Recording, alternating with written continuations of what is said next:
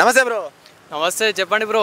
కల్కి ఎలా అనిపించింది బ్రో ప్రభాస్ అనేది? బ్రో ఈ మూవీ కోసము ఎన్ని రోజుల నుంచి వెయిట్ చేస్తున్నా అంటే ఇప్పుడు వచ్చింది బ్రో మూమెంట్.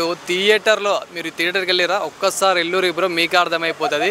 ఆల్రెడీ సీట్లన్నీ బద్దలైపోయినాయి, మొత్తం థియేటర్ అంతా బద్దలైపోయింది. ఆ పేపర్లు ఈలలు కేకలు మొత్తం వేరే లెవెల్ బ్రో. ఐమాక్స్ అయినా కానీ ఐమాక్స్ అన్నట్టే లేదు బ్రో అక్కడ. అసలు ప్రభాస్ అన్న అసలు క్రేజ్ ఇప్పుడు చూడాలి బ్రో. ఇన్ని రోజులు ఎవడెవడైతే ట్రోల్స్ చేసిండో ఇప్పుడు ఒక్కసారి ట్రోల్ చేయమని అంటే చూద్దాం. ప్రభాస్ అన్న ఎంట్రీకి ఎలా అనిపించింది బ్రో మీకు?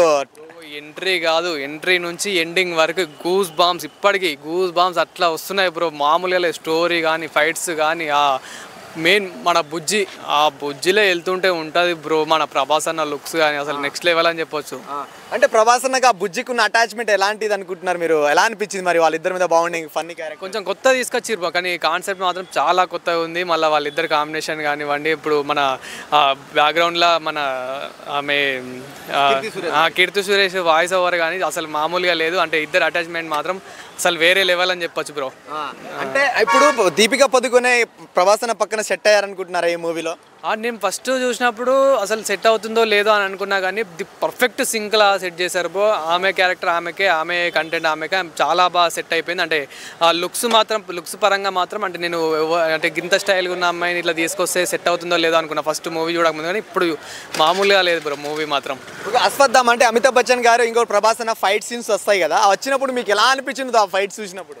మన అమితాబ్ బచ్చన్ గారిది ఫైట్స్ కానివ్వండి, అట్లనే ఇంకా మన నటుడు కమల్ హాసన్ గారు, ఇంకా కమల్ హాసన్ యాక్టింగ్ చూడాలి బ్రో, అసలు వేరే లెవెల్ అని చెప్పొచ్చు. మూవీ మాత్రం హైలైట్ ఉంది. ఇంకా దీనికి రేటింగ్ మాత్రం ఇచ్చే అంతా కూడా నాకు లేదు బ్రో. అంత మంచి రేటింగ్ అయితే ఇస్తున్నా.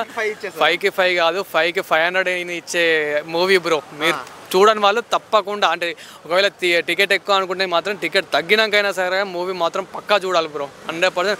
అట్లా మళ్ళీ ప్రైవసీ అట్లాంటివి మాత్రం ఎంకరేజ్ చేయకండి, ఎందుకంటే మీకు అందులో చూసినా కానీ మూవీ అర్థం కాదు. అంత మంచి కాన్సెప్ట్. సో మంచిగా థియేటర్కి వచ్చి మంచిగా కాన్సెప్ట్ మంచిగా కాన్సన్ట్రేషన్ పెట్టి చూడండి. మూవీ హైలైట్ అని చెప్పొచ్చు. ఇంకా వరల్డ్ రికార్డ్ బ్రేక్ చేస్తుంది అనుకుంటున్నారు మరి కలిగి? వరల్డ్ వైడ్ కాదు బ్రో, మొత్తం ఇంకా వేరే వాళ్ళు ఉన్నా కానీ దాన్ని బ్రేక్ చేయాల్సిందే, అంతే బ్రో. Thank you.